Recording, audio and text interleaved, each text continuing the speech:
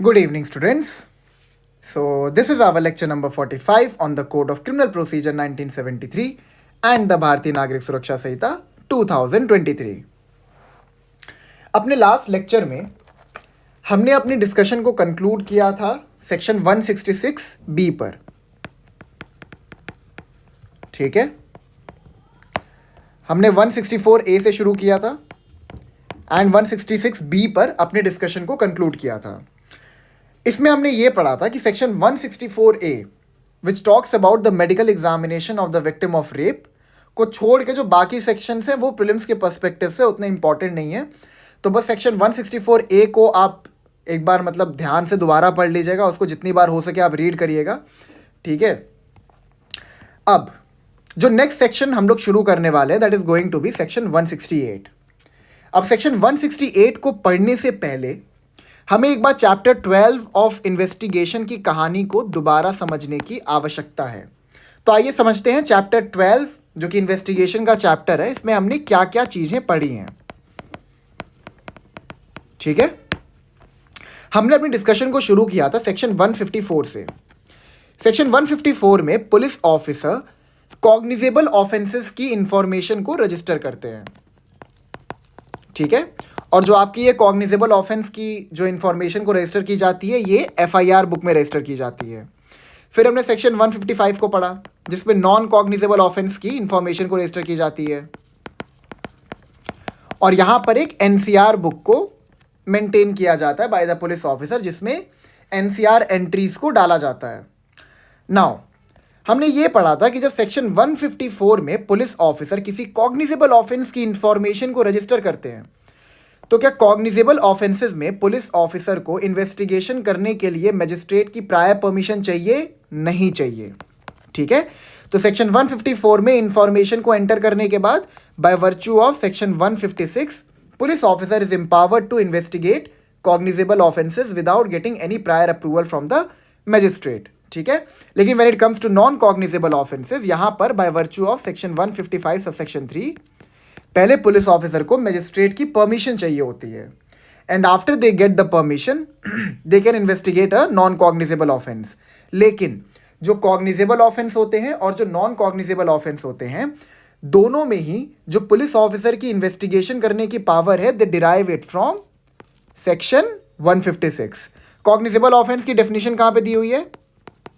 Section 2C के अंदर. बहुत ही बेसिक डेफिनेशन है 2C के अंदर. बस ये कहता है कि cognizable offences are such offences जिसमें police officer can arrest without warrant. ठीक है, एंड नॉन कॉग्निजेबल ऑफेंसेस में पुलिस ऑफिसर के पास विदाउट वारंट अरेस्ट करने की पावर नहीं होती है, सेक्शन 2L. लेकिन इसका एक एक्सेप्शन है सेक्शन 42. सेक्शन 42 क्या कहता है कि अगर पुलिस ऑफिसर के प्रेजेंस में किसी इंसान ने एक नॉन कॉग्निजेबल ऑफेंस कमिट किया है और वो इंसान अपना नाम और रेसिडेंशियल एड्रेस देने से मना कर देता है तो on the spot even though उस इंसान ने एक नॉन कॉग्निजेबल ऑफेंस कमिट किया है पुलिस ऑफिसर उसको अरेस्ट कर सकते हैं. ठीक है, फिर सेक्शन 156 के बाद आपका आता है सेक्शन 157 जहां पर आपका प्रोसीजर फॉर इन्वेस्टिगेशन दिया हुआ है कि पुलिस ऑफिसर वाइल कंडक्टिंग ए इन्वेस्टिगेशन अंडर चैप्टर 12 किस प्रकार का प्रोसीजर वो फॉलो करेंगे.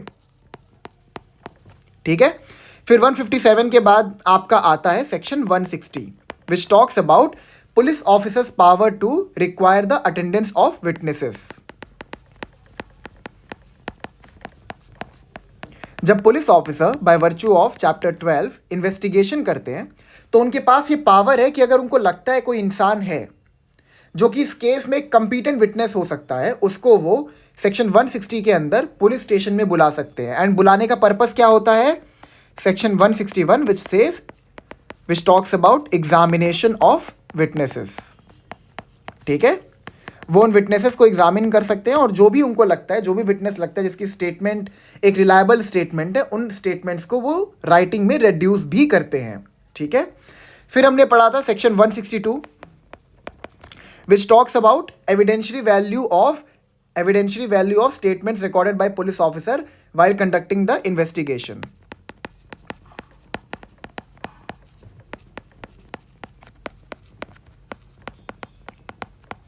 ठीक है, एंड साथ ही साथ इसमें एक और चीज हमने पढ़ी थी कि जो भी statement police officer in the course of investigation record करेंगे, they must not be signed.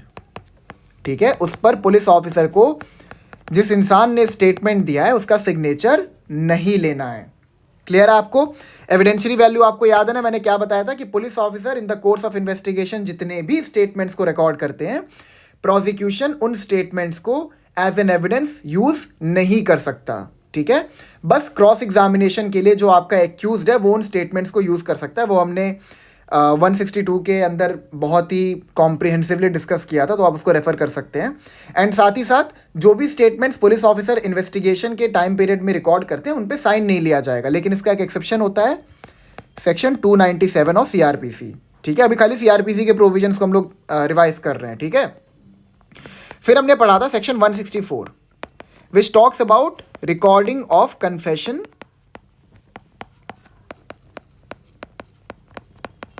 And statements. ठीक है, recording of confession and statements, ये कन्फेशन और स्टेटमेंट कौन रिकॉर्ड करता है? मैजिस्ट्रेट। ठीक है, फिर हम लोग गए सेक्शन 167 पे। 167 को पढ़ने से पहले हमने चैप्टर 5 को पढ़ा जो कि अरेस्ट से डील करता है। इस सेक्शन में हमने सेक्शन 57 को पढ़ा था जो कि ये कहता है कि ये एक्यूज्ड का एक स्टैट्यूटरी राइट है, and along with that article 22 clause 2 के वर्चू से ये एक्यूज्ड का एक फंडामेंटल राइट भी है कि अगर 24 घंटे में इन्वेस्टिगेशन कंप्लीट ना हो पाए और पुलिस ऑफिसर को लगता है कि उनको फर्दर इंट्रोगेट करने की ज़रूरत है एक्यूज से, और वो चाहते हैं कि जो उसका डिटेंशन है उसको इंक्रीज करवाया जाए, तो he have to produce the accused before the magistrate under section 167। ये आपको याद है ना? इसमें हम लोग इतना डेल्व नहीं करेंगे कि इन सेक्शंस की इंट्रिकेट डिटेल्स क्या थी, बस मैं आपको एक बार रिवाइज करा रहा हूँ। अभी आपको समझ में आ जाएगा मैंने रिवाइज क्यों करवाया है। ठीक है, फिर उसके बाद आता है सेक्शन 168। आइए पढ़ते सेक्शन 168 को। It says report of investigation by subordinate police officer. Report of investigation by subordinate police officer. When any subordinate police officer has made any investigation under this chapter, he shall report the result of such investigation to the officer in charge of the police station। अब देखिए,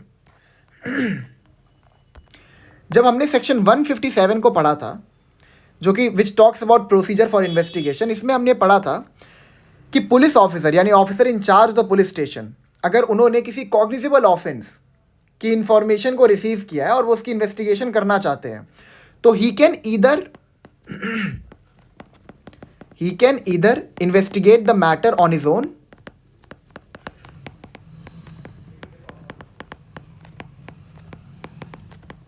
or he can appoint a subordinate officer who will conduct the investigation in his behalf। ठीक है, अब ये subordinate officer की rank क्या होगी? It will be prescribe by the state government. ठीक है, स्टेट गवर्नमेंट बताएंगे कि आप किस सबऑर्डिनेट ऑफिसर को अपने बिहाफ में इन्वेस्टिगेशन करने के लिए बोल सकते हो। जनरली अगर देखा जाए तो सब इंस्पेक्टर को ही किया जाता है, अपॉइंट किया जाता है कि वो इन्वेस्टिगेशन करें। ठीक है, तो सेक्शन 157 ये कहता है कि अगर officer in charge the police station खुद इन्वेस्टिगेशन कंडक्ट नहीं कर रहे हैं तो वो अपने से किसी सबऑर्डिनेट ऑफिसर को अपॉइंट कर सकते हैं जो उनके बिहाफ में इन्वेस्टिगेशन कंडक्ट करेगा। ठीक है, अब अगर उस सबऑर्डिनेट ऑफिसर ने इन्वेस्टिगेशन कंक्लूड कर ली है, ठीक है, या फिर वो इन्वेस्टिगेशन कर रहा है और उसने इन्वेस्टिगेशन कंक्लूड कर ली है, तो जो भी इन्वेस्टिगेशन की रिपोर्ट होगी it will be forwarded to the officer in charge of the police station. वो report officer in charge of the police station को फॉरवर्ड कर दी जाएगी by the subordinate officer, and again जो officer in charge the police station है वो इस report को फर्दर फॉरवर्ड करेंगे बिफोर द मैजिस्ट्रेट। इसका मतलब यहां पर यह है कि मैजिस्ट्रेट के पास जो रिपोर्ट्स जाते हैं वो सबऑर्डिनेट ऑफिसर के थ्रू नहीं जाते हैं। सबऑर्डिनेट ऑफिसर पहले वो रिपोर्ट्स को भेजेंगे to the officer in charge of the police station who will again forward the report to the magistrate. Clear है? जुरिस्डिक्शनल मैजिस्ट्रेट की यहां पे बात हो रही है। 168 आपको क्लियर है? अब आते हैं 169 पे। Release of accused when evidence deficient. If upon an investigation under this chapter, which chapter? Chapter 12,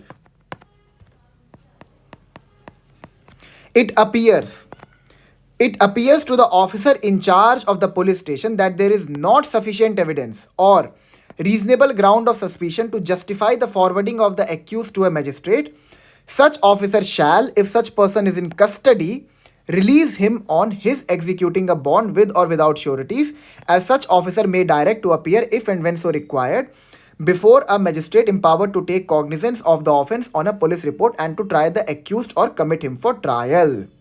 अब आइए सेक्शन 169 को एक बार समझते हैं.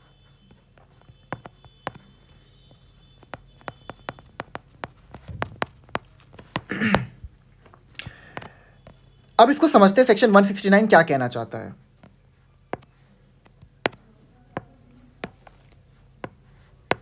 अब सपोज इस पॉइंट ऑफ टाइम पर पुलिस ऑफिसर ने सेक्शन 154 के अंदर एक कॉग्निजेबल ऑफेंस की इंफॉर्मेशन को रजिस्टर किया, ठीक है, एंड इस पॉइंट ऑफ टाइम पे अरेस्ट कर लिया, ठीक है. अब सपोज यहां पर ए, बी एंड सी इन तीनों के अगेंस्ट में पुलिस ऑफिसर ने इंफॉर्मेशन रिसीव की थी कि इन तीनों ने मिलकर डकैती कॉज किया है, ठीक है, इन्होंने डकैती का ऑफेंस कमिट किया है तीनों ने मिलके.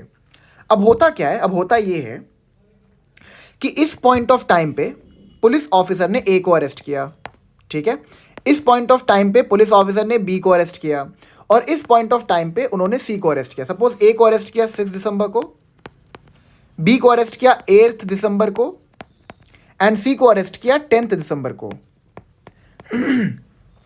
अब ए से इंट्रोगेशन करने का पुलिस ऑफिसर के पास कितना टाइम पीरियड है, 24 घंटे का, एंड अगेन बी से भी 24 घंटे का एंड सी से भी 24 घंटे का, ठीक है. 24 घंटे के लिए आप इंट्रोगेट कर सकते हो. उसके बाद आप सेक्शन 167 के अंदर एक्यूज को प्रोड्यूस करोगे मजिस्ट्रेट के सामने.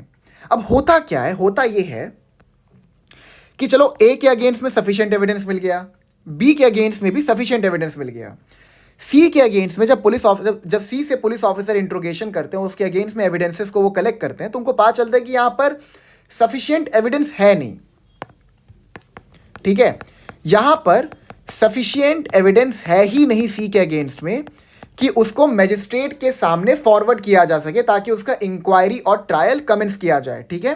तो वो क्या करेंगे, वो सेक्शन 169 के अंदर सी को रिलीज कर देंगे बेस्ड ऑन द ग्राउंड कि सी के अगेंस्ट में डेफिशिएंट एविडेंस मिला है while the police officer is conducting an investigation under chapter 12. तो उन्होंने सी के अगेंस्ट में डेफिशिएंट एविडेंस पाया, तो उनके पास ये अथॉरिटी है कि वो सी को रिलीज कर सकते हैं. ये आपको क्लियर है. अच्छा, मैं आपको एक चीज बताता हूं, ठीक है, ये आपकी पुलिस रिपोर्ट होती है, ठीक है, ये होता है आपका चार्जशीट और ये आपका होता है क्लोजर रिपोर्ट, ठीक है.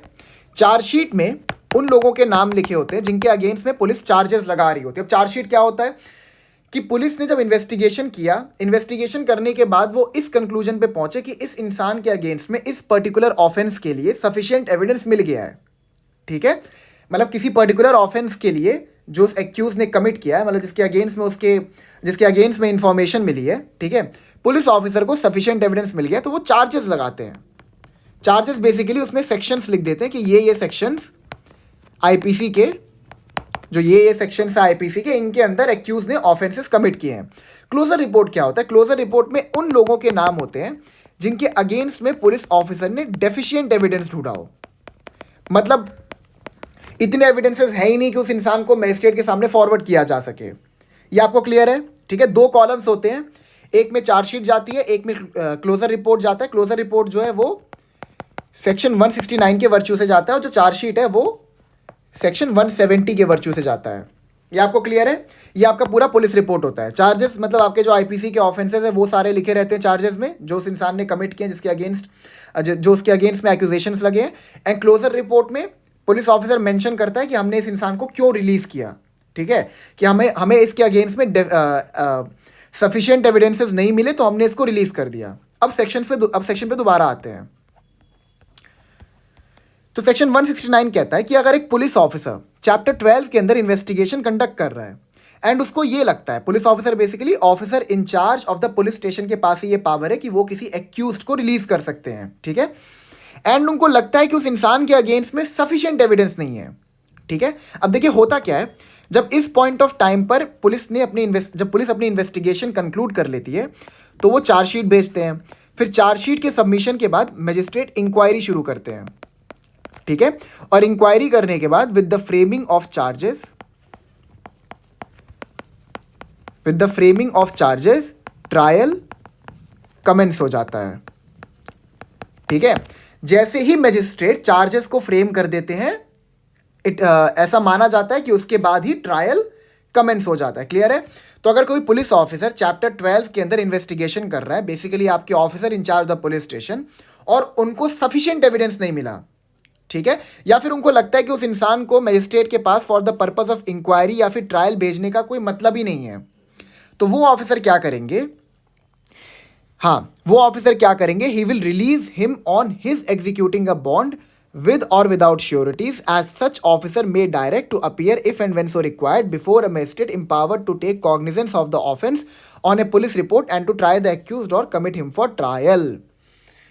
तो यहां पर पुलिस ऑफिसर अगर उनको किसी इंसान के अगेंस्ट में डेफिशिएंट एविडेंस मिलता है तो वो उसको एक बॉन्ड में एंटर करवाएंगे। बॉन्ड बेसिकली एक प्रकार का एग्रीमेंट ही होता है, उसको हम लोग डिटेल में पढ़ेंगे, ठीक है।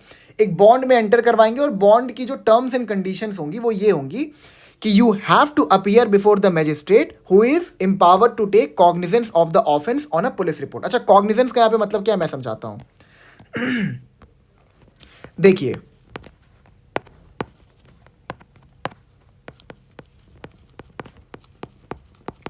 देखिए होता क्या है कि अंडर सेक्शन 190 एंड सेक्शन 210, ये बीएनएसएस का है, करस्पॉन्डिंग प्रोविजन है, ठीक है। सेक्शन 190 सब सेक्शन 1 के अंदर judicial magistrate of the first class और judicial magistrate of the second class if specially empowered by the chief judicial magistrate is empowered to take cognizance. Cognizance कौन लेता है? Either the magistrate of the first class या फिर magistrate of the second class, ठीक है।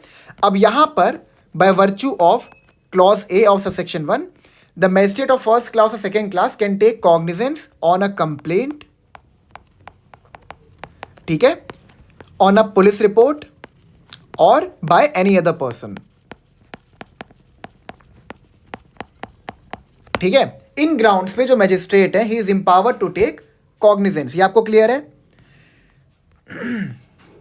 तो यहां पर ये क्या बोल रहा है? यहां पर ये बस ये कह रहा है कि अगर एक्यूज के अगेंस्ट में डेफिशिएंट एविडेंस मिला है तो officer in charge the police station उसको रिलीज कर सकते हैं on him entering into a bond, ठीक है। और बॉन्ड के टर्म्स एंड कंडीशन क्या रहेंगे कि जब भी हम चाहेंगे कि तुम्हारी प्रेजेंस इंश्योर्ड रहे बिफोर द मैजिस्ट्रेट, तुम्हें अपनी प्रेजेंस को इंश्योर करना है before the magistrate. Now the question is कि जब एक्यूज के अगेंस्ट में, मैं यहां पे लिख देता हूं, now the question is when there is deficient evidence, when there is deficient evidence, then why the accused was made to enter into a bond? Now this is the question. बताइए आपके हिसाब से इसका जवाब क्या होगा? मैं बताता हूं। जो police officer closure report submit करते हैं, क्या मैजिस्ट्रेट, चलिए ये हटाइए, क्लोजर रिपोर्ट हटाइए, क्या मैजिस्ट्रेट पुलिस ऑफिसर के द्वारा किसी भी प्रकार का जो रिपोर्ट पुलिस ऑफिसर सबमिट करता है टू द मैजिस्ट्रेट, मतलब basically officer in charge the police station जो भी रिपोर्ट मैजिस्ट्रेट को सबमिट करते हैं, क्या मैजिस्ट्रेट उन रिपोर्ट से बाउंड होते हैं? नहीं होते। हो सकता है कि क्लोजर रिपोर्ट को पेरूज करने के बाद मैजिस्ट्रेट ये कंक्लूजन ड्रॉ करे कि इस इंसान के अगेंस्ट में तो मेरे को लगता है एविडेंसेस हैं, इस इंसान के अगेंस्ट में ट्रायल या फिर इंक्वायरी को कमेंस किया जा सकता है।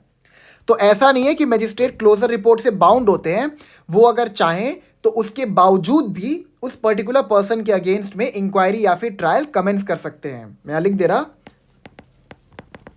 The magistrate is,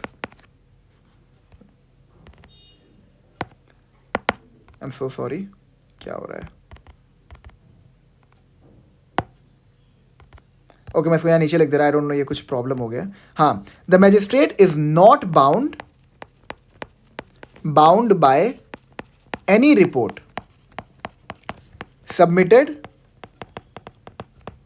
bye the police officer, ठीक है। ये ध्यान रखिएगा, एक्यूज को बॉन्ड में एंटर इसलिए करवाया जा रहा है because the magistrate is not bound by any report which is submitted by the police officer, whether it's chargesheet, whether it's closure report, doesn't matter.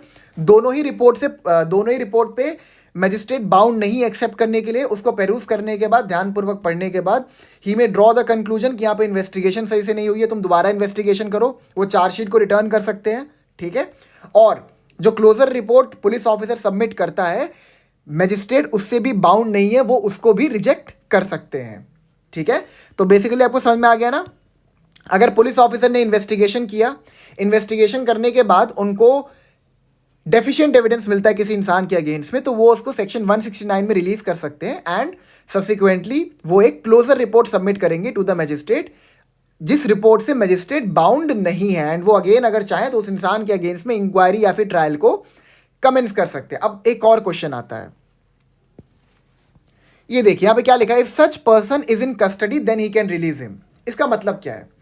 इसका मतलब यहां पर यह है कि जो एक्यूज्ड है, जब वो 24 घंटे के टाइम फ्रेम में पुलिस कस्टडी के अंदर है और तब पुलिस ऑफिसर को लगता है कि यहां पर इसके अगेंस्ट में डेफिशिएंट एविडेंस है, तो वो उसको रिलीज कर सकते हैं। अब एक और सवाल, अब अगर 24 घंटे में इन्वेस्टिगेशन कंक्लूड नहीं हुई, पुलिस ऑफिसर ने सेक्शन 167 के अंदर जो एक्यूज्ड है उसको प्रोड्यूस किया मजिस्ट्रेट के सामने एंड मजिस्ट्रेट ने 3 दिन की जुडिशियल कस्टडी ग्रांट कर दी, ठीक है। अब वो बंदा जो है वो जुडिशियल कस्टडी में है और पुलिस ऑफिसर इन्वेस्टिगेशन कर रहे हैं। इन्वेस्टिगेशन करने के बाद उनको लगा कि इस पर्टिकुलर पर्सन के अगेंस्ट में सफिशिएंट एविडेंस है ही नहीं, इसको रिलीज कर देना चाहिए, तो क्या वो उसको रिलीज कर सकते हैं? नहीं कर सकते। देखिए यहां पे क्या लिखा है, सच officer shall if such person is in custody. Custody यहां पे जो है ये पुलिस कस्टडी है। अब ये पुलिस कस्टडी वो 24 घंटे की भी हो सकती है, ठीक है, या फिर सेक्शन 167 के अंदर जो मैजिस्ट्रेट पुलिस कस्टडी ग्रांट करते हैं वो भी हो सकती है। दोनों ही टाइम फ्रेम में पुलिस ऑफिसर के पास ये पावर है कि वो एक्यूज को रिलीज कर सकते हैं। लेकिन if the accused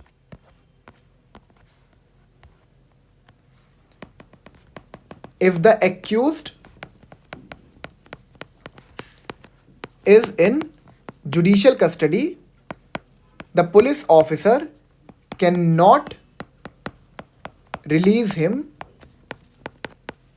under section 169। ये सारी चीज़ें आपको क्लियर हो गई, ठीक है। 169 आपको क्लियर हो गया ना, इसमें और कुछ नहीं है समझने के लिए। बेसिकली यही है कि डेफिशिएंट एविडेंस के ग्राउंड पे पुलिस ऑफिसर सेक्शन 169 के अंदर एक्यूज को रिलीज कर सकते हैं, ठीक है। लेकिन जो वो क्लोजर रिपोर्ट मैजिस्ट्रेट को सबमिट करेंगे, क्लोजर रिपोर्ट से मैजिस्ट्रेट बाउंड नहीं है, तो अगर वो उनको लगता है तो वो उस इंसान के अगेंस्ट में इंक्वायरी या फिर ट्रायल को कमेंस कर सकते हैं। क्लियर है आपको? अब आते हैं सेक्शन 170 पे। अच्छा एक चीज़ और रह गया इसमें, हाँ, ये बॉन्ड और ये श्योरिटी सिक्योरिटी क्या, एक बार आइए इसको देख लेते हैं, ऊपर ऊपर से देखेंगे। Section 441 bond of accused and sureties. Before any person is released on bail और released on his own bond, a bond for such sum of money as the police officer or court as the case may be think sufficient shall be executed by such person, and when he is released on bail by one or more sufficient sureties condition that such person shall attend at the time and place mentioned in the bond and shall continue so to attend until otherwise directed by the police officer or court as the case may be। 441 यही कहता है कि जब किसी इंसान को bell या फिर बॉन्ड पे रिलीज किया जाएगा, तो बेल या फिर बॉन्ड का जो अमाउंट ऑफ सम होगा, जितना पैसा उससे लिया जाएगा उसको रिलीज करने के लिए एज ए सिक्योरिटी डिपॉजिट, वो कितना होगा, it will B stipulated bye the police officer या फिर कोर्ट, ठीक है। सेक्शन 441 यही कहता है। तो बेसिकली जो बॉन्ड का सम होगा वो कितना होगा, ये लॉ के अंदर नहीं लिखा हुआ है। ये लिखा हुआ है कि मर्डर के ऑफेंस के लिए आप इतना सिक्योरिटी डिपॉजिट ले सकते हो, ये लिखा हुआ है। मर्डर के ऑफेंस के लिए किसी को बेल पे छोड़ा जा रहा है, वैसे छोड़ा नहीं जाता है, वो मैं बाद में आपको पढ़ाऊंगा, मैं बस एग्जाम्पल दे रहा आपको। थेफ्ट ले लो, ठीक है, थेफ्ट के ऑफेंस के लिए किसी इंसान को छोड़ा जा रहा है, तो वहां पर उससे कितना अमाउंट ऑफ सम लिया जाएगा छोड़ने के लिए, it is not stipulated under any law, that will be decided by the court और द पुलिस ऑफिसर। लेकिन वो सम जो है वो एक प्रकार से रीजनेबल होना चाहिए। अगर वो अनरीजनेबल है तो एक्यूज जो है वो जाके अपील डाल सकता है कि जो जिस अमाउंट पर मुझे छोड़ा जा रहा है ऑन बेल या फिर बॉन्ड, इट इज अनरीजनेबल, ठीक है। क्लियर है आपको? सेक्शन 441 इसमें और अभी जाने की जरूरत नहीं, बस आपको बता रहा हूं ये bond of accused and sureties क्या होता है। Now let's come down to section 170। Cases to be send to magistrate when evidence is sufficient. अब देखिए, एक्यूज के अगेंस्ट में इन्वेस्टिगेशन करने के बाद पुलिस ऑफिसर को या तो डेफिशिएंट एविडेंस मिलेगा या तो सफिशिएंट एविडेंस मिलेगा। ठीक है, डेफिशिएंट एविडेंस में वो उसको सेक्शन 169 पर रिलीज कर सकते हैं, एंड सफिशिएंट एविडेंस है तो पुलिस ऑफिसर सेक्शन 170 जो है टॉक्स अबाउट सफिशिएंट एविडेंस, अगर सफिशिएंट एविडेंस है तो वो यहां पर चार्जशीट सबमिट कर देते हैं अंडर सेक्शन 173। ठीक है, आइए पढ़ते हैं क्या बोल रहे हैं सेक्शन 170।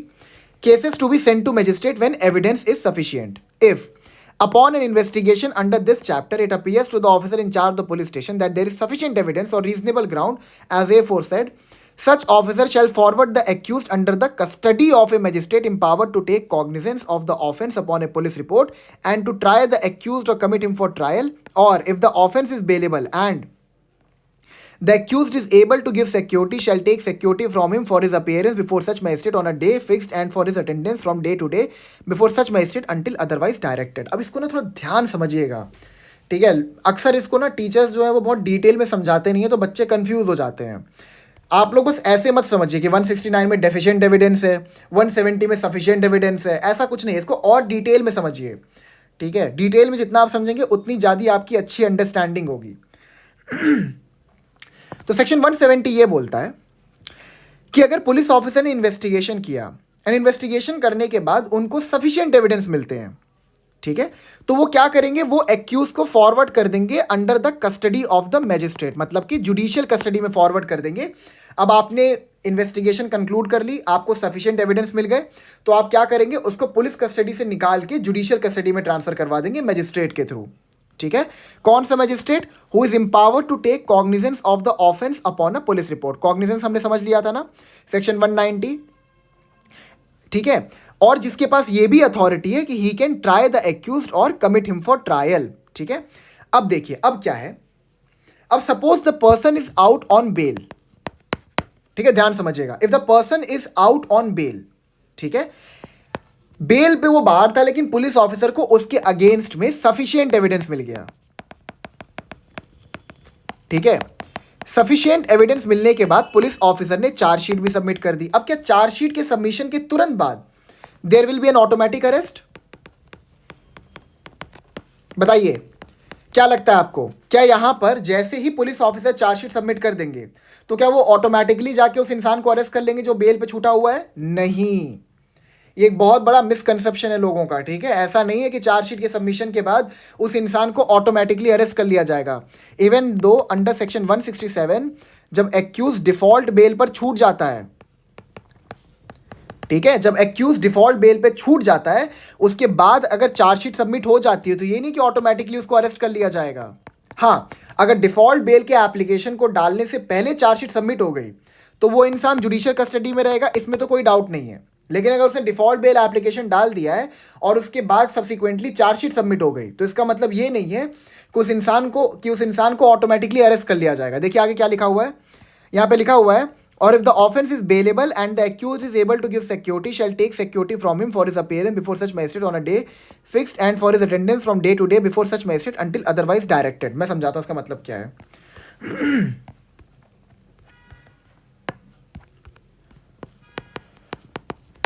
ठीक है, इसका मतलब यहां पर यह है कि जो एक्यूज्ड है अगर उसके अगेंस्ट में सफिशिएंट एविडेंस मिला and the person is out on bail, ठीक है, तो he will not be automatically arrested.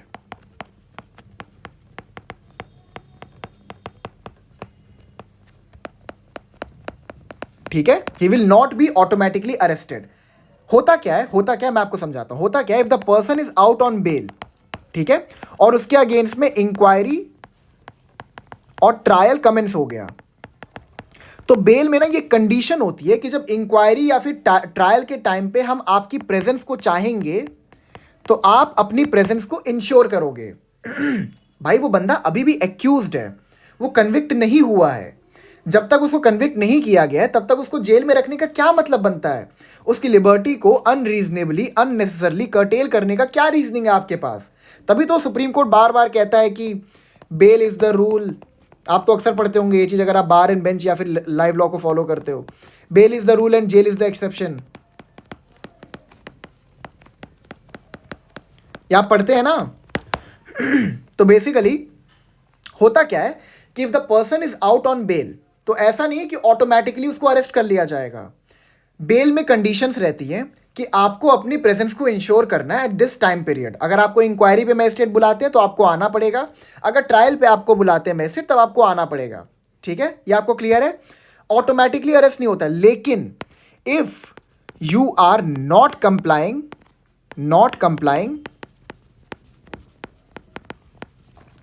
with the conditions of bail,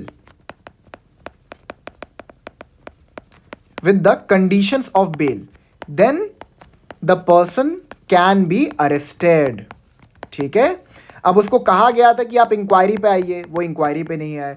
आपको कहा गया था आप ट्रायल पे आइए, आप ट्रायल पे नहीं आए। अब आप आ ही नहीं रहे तो फिर भाई भैया इंसान करेगा क्या? फिर तो आपको अरेस्ट करना ही पड़ेगा ना। लेकिन जनरली अगर मैं आपको बताऊं तो होता यही था कि चार्जशीट के सबमिशन के तुरंत बाद ऑटोमेटिकली पुलिस ऑफिसर अरेस्ट कर लेते थे। तो इसी की वजह से आपका एक केस लॉ आया, Siddharth versus state of Uttar Pradesh. It is 2021 supreme court. यहां पर सुप्रीम कोर्ट ने कहा that there should not be automatic arrest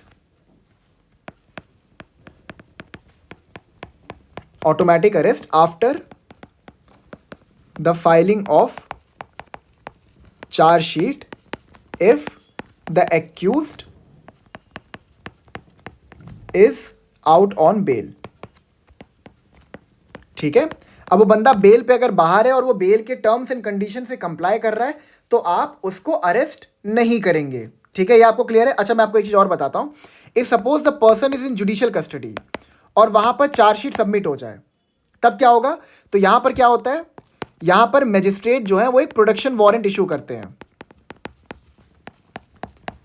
ठीक है, प्रोडक्शन वारंट इशू किया जाता है अंडर सेक्शन 267। यहां पर होता क्या है, मैजिस्ट्रेट जो जेल अथॉरिटी होती है उनको डायरेक्शन देते हैं बाय द प्रोडक्शन वारंट कि उस इंसान की जो प्रेजेंस है उसको इंश्योर किया जाए during the course of inquiry और ट्रायल।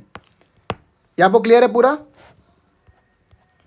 ठीक है, अब आगे आते हैं सेक्शन 170 पे।